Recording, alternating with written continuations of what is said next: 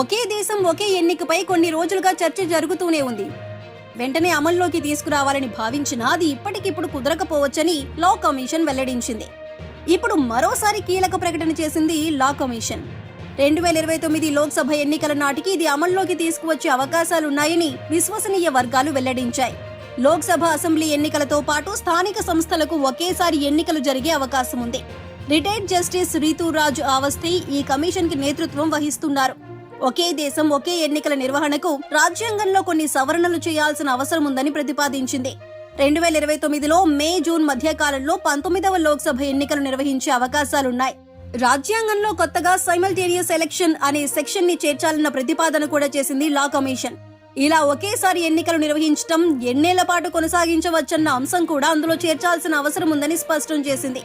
అసెంబ్లీలు, పంచాయతీలు, మున్సిపాలిటీలకు ఒకేసారి ఎన్నికలు నిర్వహించవచ్చని వెల్లడించింది. ప్రస్తుతం ఉన్న నిబంధనలను పాటిస్తూనే కొత్తగా మార్పులు ఎలా చేయొచ్చో ఆలోచించాలని తెలిపింది.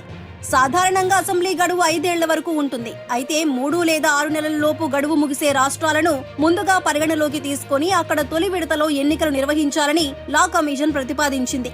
ఈలోగా ప్రభుత్వం అవిశ్వాస తీర్మానం కారణంగా కుప్పకూలినా, ఒకవేళ హంగు ఏర్పడినా ఆ సమయంలో యూనిటీ గవర్నమెంట్ ని ఏర్పాటు చేయాలని తెలిపింది.